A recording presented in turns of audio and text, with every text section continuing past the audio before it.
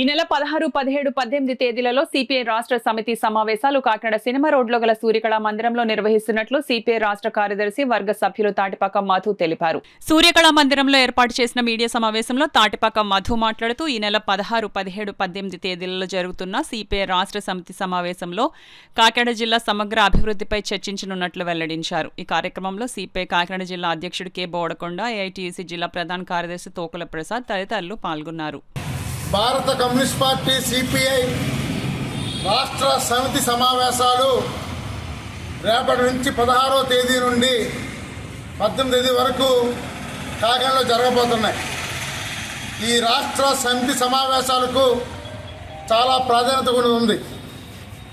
దేశ రాజకీయాలు, రాష్ట్ర రాజకీయాలు, నిన్న ప్రవేశపెట్టిన రాష్ట్ర బడ్జెట్టు, ప్రభుత్వ మెడికల్ కళాశాలలు, 4 లేబర్ కోడ్లు, రైతుల యొక్క సమస్యల మీద, అలాగే కొత్తగా ఏర్పడిన జిల్లాలు, ఆ జిల్లా కలెక్టర్ పరిపాలన, కాకినాడ సముద్ర కోస్టల్ కారిడార్లో పరిశ్రమలు, ఇలాగ అనేక సమస్యల మీద చర్చించి ఒక భవిష్యత్తు కార్యాచరణ తీసుకుంటాం.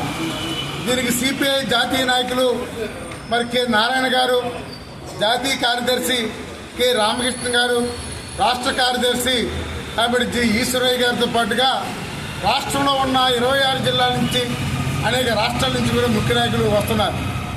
కావున ఈ రాష్ట్ర సమావేశాలని కాకినాడ ప్రజలు జయప్రదం చేయాలని, ఈ కాకినాడ సముద్ర తీర ప్రాంతంలో ఏర్పడిన ఏదైతే ఆయిల్ నిక్షేపాలు ఏదైతే ఉందో, నా చిన్నప్పుడు వేసారు కాకినాడలో ఇంటింటికి గ్యాస్ వేసి అందరికీ ఫ్రీ అన్నారు. ఇక్కడ వస్తున్న గ్యాస్ని తీసుకెళ్ళి గుజరాత్ తీసుకెళ్ళిపోతున్నారు. ఇక్కడ గ్యాస్ ఇక్కడ వాళ్ళకి స్థానికులకి ఉచితంగా ఇవ్వాలి, రాష్ట్ర వాటా 50% నిధులు ఇవ్వాలని మేము ప్రధానంగా కోరుతున్నాం. కాకినాడ అభివృద్ధి, కాకినాడ విశాఖ తీరం నుంచిలా ఉన్న సముద్ర ప్రాంతాల అభివృద్ధి ఇవన్నీ కూడా ఈ చర్చించి ఒక భవిష్యత్తు కార్యాచరణ చేపడతామని తెలియజేస్తున్నాం. తాటిపాక మధు, సిపిఐ రాష్ట్ర కార్యదర్శి సభ్యులు.